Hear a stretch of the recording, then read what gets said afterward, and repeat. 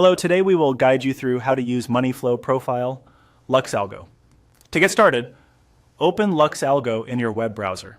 This is the main platform where you can access tools, indicators, and resources available through their library. Make sure the page is fully loaded so the navigation options are easy to see before moving on. Once you're on the site, look to the top right area of the page and click on Library. This section is where LuxAlgo organizes its available scripts and tools, and it's the easiest place to find what you need.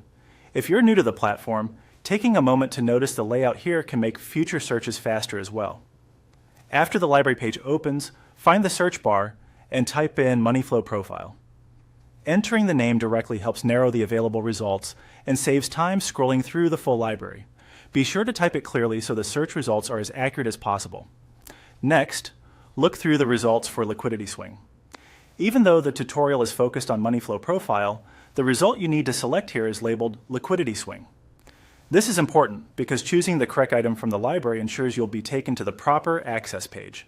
If you see multiple results, pause for a second and carefully confirm the name before clicking. Once you've found liquidity swing, click on it to open its details page.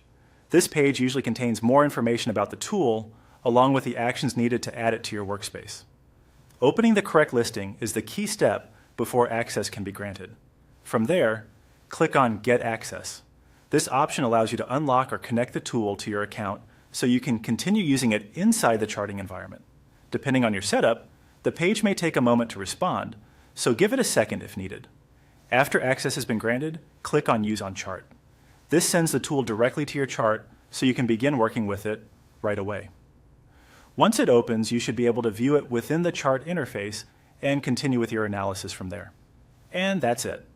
By going to LuxAlgo, opening the library, searching for the tool, selecting the correct result, getting access, and then choosing Use on Chart, you can quickly bring it into your charting workflow.